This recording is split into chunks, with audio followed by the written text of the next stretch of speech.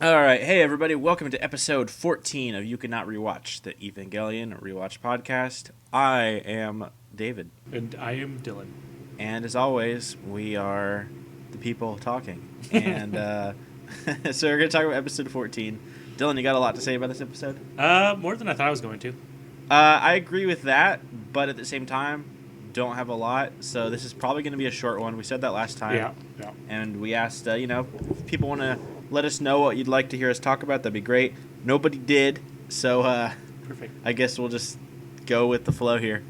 So we're talking about episode 14. If you don't remember this episode, it's the recap episode, or at least half of it Half is. of it is, yeah. The first half is a recap, and for the second half, they're doing some synchronization tests on the 3 EVA pilots.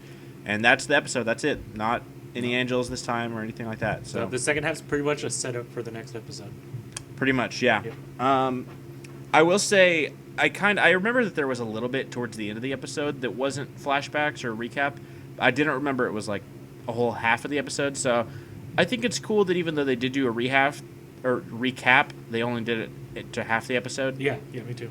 And they also, even though they did do a recap, they kind of presented it in an interesting way, I think, because they present it kind of like it's being presented to Sele.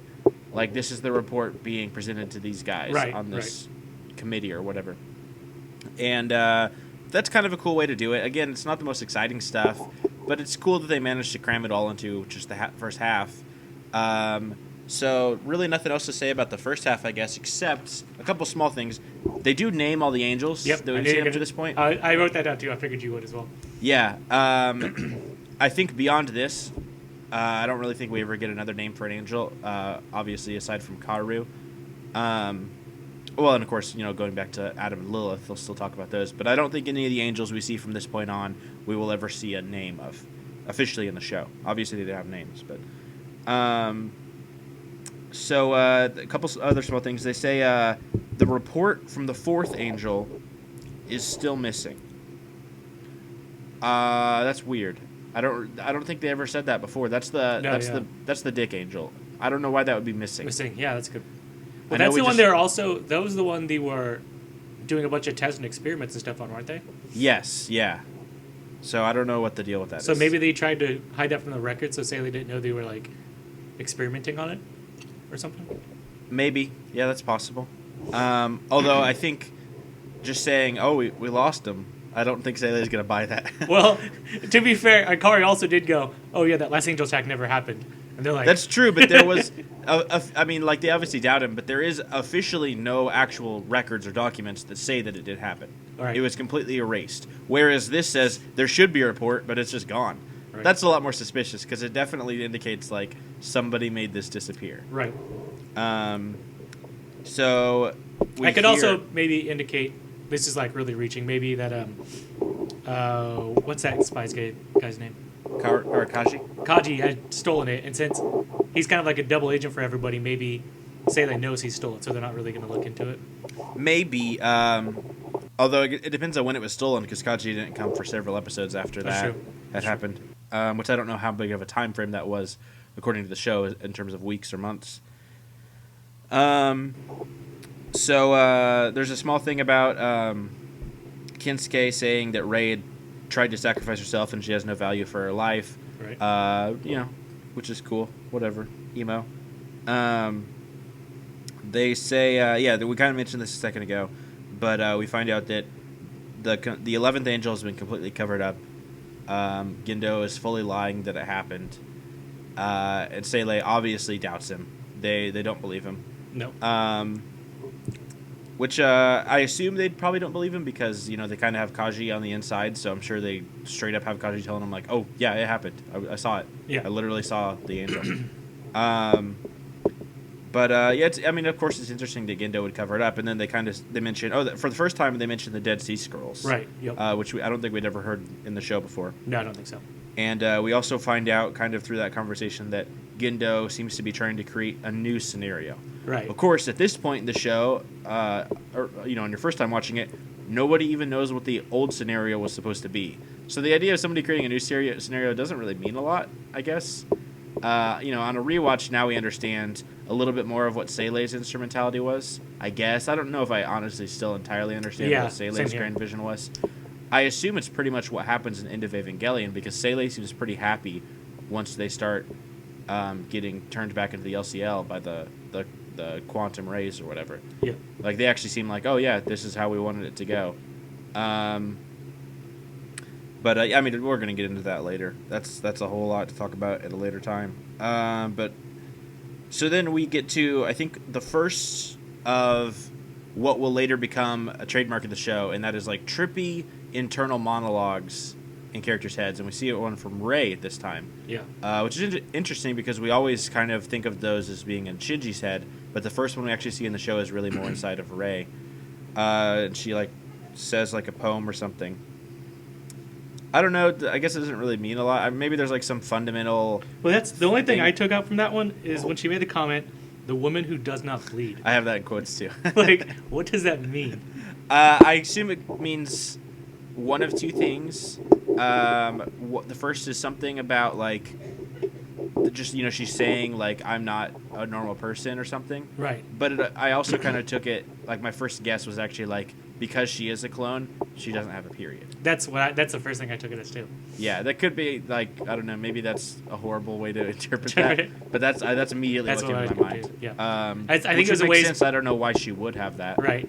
Kind of a way of her saying like, yeah, I don't have all the same functions and parts as other people do. Yeah, I always kind of wonder what she does though, because she seems to. I mean, she ages like a normal person. Yeah. Or she seems to, because I mean, we saw or we later see in the flashback in episode 21 a younger Rei. So I don't. It's possible, I guess, that wasn't actually younger and they don't actually age, but that was just a smaller version of Rei they created at the time to make her look younger, and they can create them at any age. Because if they do age normally, that would mean that all the Reis right now that are in that tank floating around have been in there for like 14 years. Yeah. Which is possible. I don't know. Yeah, they could have made a bunch just in case. So whenever they need to replace it, they have to start from ground zero again. They just I just don't know if they made them all 14 years ago and they've just aged, or if they can make like a 14-year-old Rei at any time. Yeah. I don't know. They don't really go into the clone technology. Right, and of course, like we said, we don't really know what her biological functions are. Right. We see her eat in the show, though she says she doesn't like eating meat. But does she need to eat? Yeah. Or I mean, she's not a robot. She has a human type body, but yeah, again, we just don't know exactly how she works entirely. So she kind of starts questioning some stuff. What is a human? Who am I? Kind of stuff. Whatever.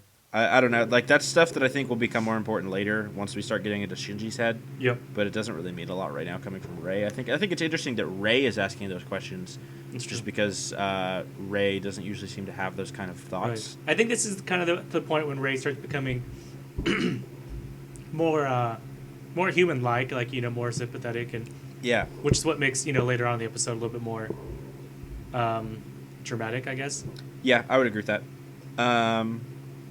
So we see, so then we go into the test sequences. I guess that was part of it. That was in Rei's head. But we see Rei is being tested in Unit 1, and Shinji is being tested in Unit 0. They're just trying some, cross-compatibility synchronization or something like that. Yeah. Asuka's not involved at all. They have her test, but only in Unit 2. And they give her an excuse of, well, you probably wouldn't want to pilot the other ones. But that's obviously an excuse, and they obviously have kind of ulterior motives for testing the others. Yeah, but Sato even makes a comment about it. She doesn't even think O2 would be compatible with anybody or something like that. Yeah, Asuka it wouldn't work out. Yeah. So we see that the sync ratios for Rei are practically the same between both Evangelions, which is probably because she kind of has a blank slate of a mind. Like, she doesn't, there's not a lot of effort to sink into, where Asuka and Shinji have such distinct personalities. They can probably only properly synchronize with certain kind of Evangelions. Right. And, of course, we see that further because when Shinji tries to get into Unit 0, it goes to berserk. And that's definitely the most interesting thing in the episode. Although I wish they had used different footage than the footage we already saw, but with a palette swap. Pretty much, yeah. Unit 0 is just different colors, and then instead of Gendo standing in the window, it's Rei. So other than that, it's the exact same footage we already saw. This one still raises the same question I feel like the last time, because it's so vague, is who exactly was Unit Zero attacking. Yes, because last time it was kind of torn. Like maybe it was Ritsuko, maybe it was Gendo, maybe it was somehow trying to attack Rei.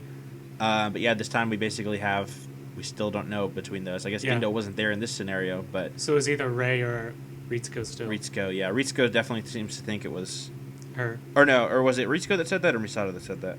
I don't know. Ritsuko's the one that says that Unit Zero was trying to attack her. Okay. All right. Misato's the one that says, was it trying to kill Rei? Yeah. So yeah, we don't know for sure. Although I would guess, just to guess, Ritsuko probably would be more right. Yeah. Because she seems to definitely have a better understanding of what's going on. Misato doesn't really seem to. Which, I mean, she's in the dark about a lot of things. So. Which why it still makes me kind of think that it's Ritsuko's mother might be part of that, especially if Ritsuko's so sure that was trying to kill her. Yeah. Yeah, definitely. But I mean, yeah. Again, we kind of talked about that theory back in episode 5, I think. Right. But yeah, we've kind of gone over that. Also, Pinpin is no longer around anymore.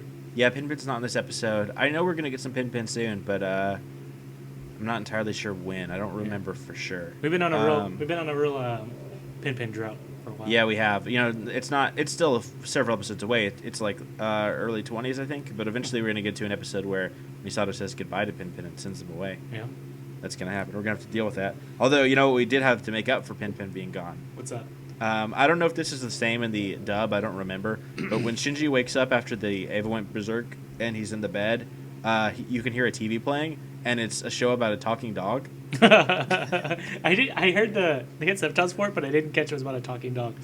Yeah, they say something about, I think it was dog. They say something about like being a puppy, and they're like, look, he can talk, and they're like, say hello, and it just says bark. Because I just saw the subtitles. Yeah, the dub one is different than that one. That's interesting, sure. Yeah, because then they're like, what's 325 plus 1? Oh, okay. Bark. Man, mine doesn't say bark, though. Mine says wan. It just says wan. Oh, that's weird. Yeah. Yeah, but again, you know, we've kind of said this before, just for anybody watching that might not be sure. Dylan's watching the dub, I'm watching the sub. Dylan also has the original subtitles on there, even though his language is in English for the dub. However, we have no idea if either of the translations we're seeing are correct. Like, we know for sure you have the legit English dub, but a lot of those lines have been changed from the original Japanese, and the subtitles we're both reading from the original Japanese, we don't know if that's, like, the correct one. Yeah, or if it's some, like, fan-made one. Yeah, that's hard to tell with Evangelion, which, as you said before, is why we really need a legitimate release of the show. Yep. Which I guess some of the people probably watching this probably own legitimate releases of the show. But yeah, neither of us do. Unfortunately, we'd really like to. But, you know, we've kind of talked about why we don't have that before. So what else? Anything else to say about the unit going berserk? They do mention briefly... They mention really briefly in there that maybe like it's trying to absorb Shinji, right? Which is kind of interesting because that happens to Shinji later. There's kind of a correlation thingy I kind of saw here, and I don't know how much I'm reading into this or just kind of notice. Was like as soon as Rei gets into Unit 1, she comments on how much it smells like Akari. Yes. And then when Shinji's in there, it kind of freaks out. So if it is kind of the theory of Ritsuko's mom's in there, and she had that thing with Akari, maybe she's freaking out because.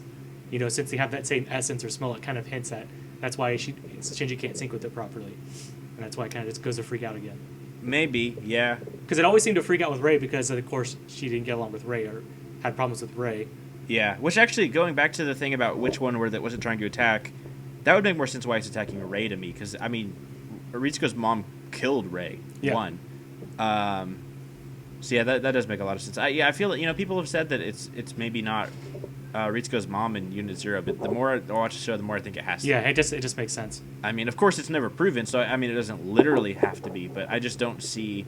The other theories are interesting. Yeah. I think they have some merit, but definitely the way I see it is that Ritsuko's mom is... Me too. Just all those connections just kind of make it seem make sense. Like, I didn't even know there was much debate about it, because it just, to me, when I first saw it, just seemed so obvious. Yeah, but that's something that's interesting about the show is a lot of stuff people just automatically assume just based on whatever they kind of want to believe. One thing towards the end of the episode that we see here, which is really interesting, is they say Rei is like going to commence with the plan or something like that. Yeah. And we see Unit 0 walking with what they refer to as the Lance of Longinus, which of course we know more about from later in the show, but up to here we haven't heard about that at all. Nope. Yeah. And we saw earlier in the show, there's an episode where Gendo and Tsuki go to Antarctica and are just sailing around. And at the time of the episode, it's like, what are they doing there? But we find out. I don't know if we ever actually find out, or there must be some time we find out. I think so. I For, think there's a point I know where for they talk sure about they it, were yeah. getting the lance. Yeah. So they must bring it up at some point. Or maybe I'm mixing that up with something else. I don't know. I guess we'll find out. To me, seems kind of crazy that that's been there since Second Impact, right? The lance? Yeah. I guess. Yeah, it would have been. And just no other government officials or body of work have ever went to go grab it till then. Yeah. That seems kind of weird.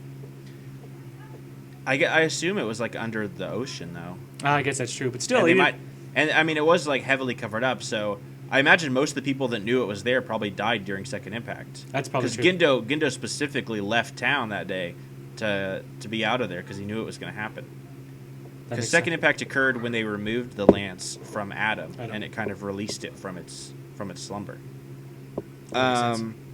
Which kind of brings us to this is getting a little bit ahead of the episode, but we know that the Rei is taking the Lance of Longinus to put into Lilith. Yeah.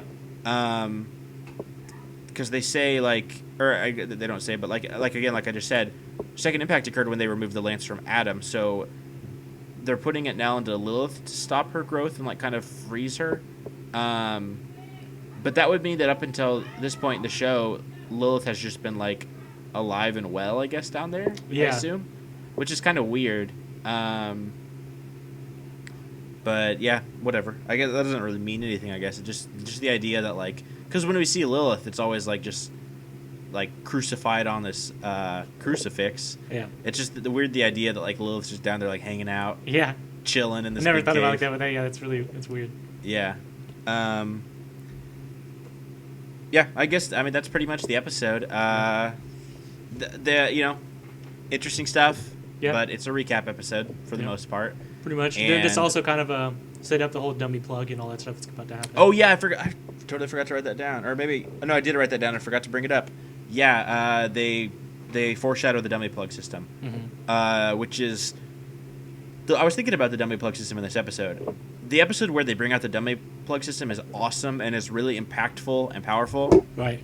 But they kind of foreshadow that a lot. And aside from that event, which is major, the dummy plug system just goes away after that point, for the most part. Now, when they do bring in the mass-produced Evas in End of Evangelion, those are using the dummy plug. So it kind of comes back in that way. But other than that, because after that episode, I think I kind of expected like, oh, I bet there's going to be some more stuff about Gendo trying to use the dummy plug when the other pilots don't want it. But that kind of just that goes away. Yeah, after it does. the Toji thing. That also,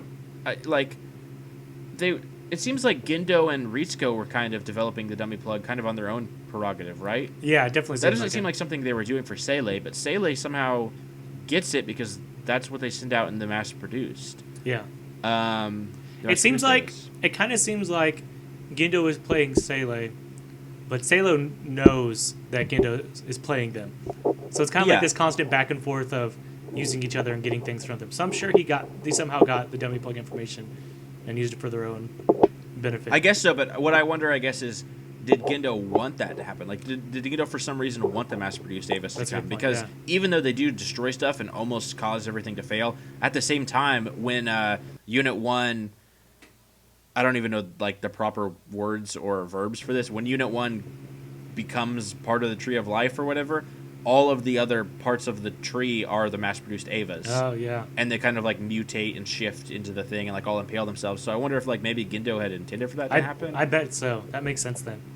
I don't know. It's been a while since I've seen some of that stuff, and Well, so it's is that already saying pretty that- vague to begin with.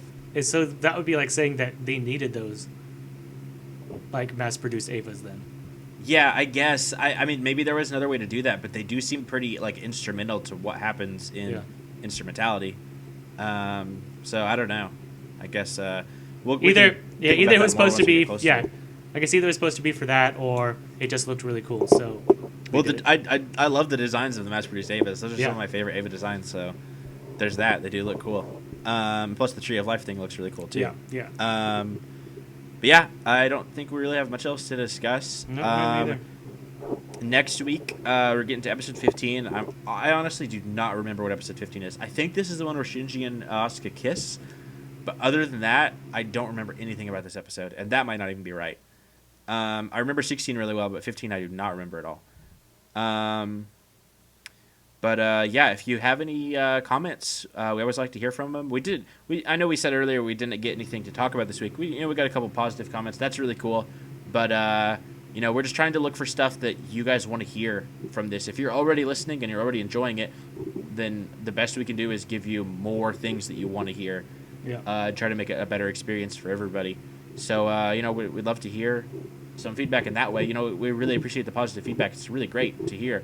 But we'd also, like to hear some maybe what we could work on or what you want us to do better. Or maybe you're trying to tell us that this podcast is already perfect. You can contact us, and the YouTube description has all the links to email us or tweet at us or whatever you want to do, or just comment on the YouTube video. Either way, however you want to do it, that's fine. And if for some reason you're listening to this where you are not on the YouTube page or aware of it, we are the Wet Rats. You can look us up on YouTube, just the Wet Rats, on Twitter and all that stuff. Dylan, anything else to add before we go?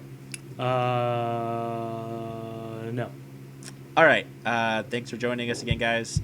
Watch episode 15. Be ready for next week, and we will see you then. Goodbye. Later.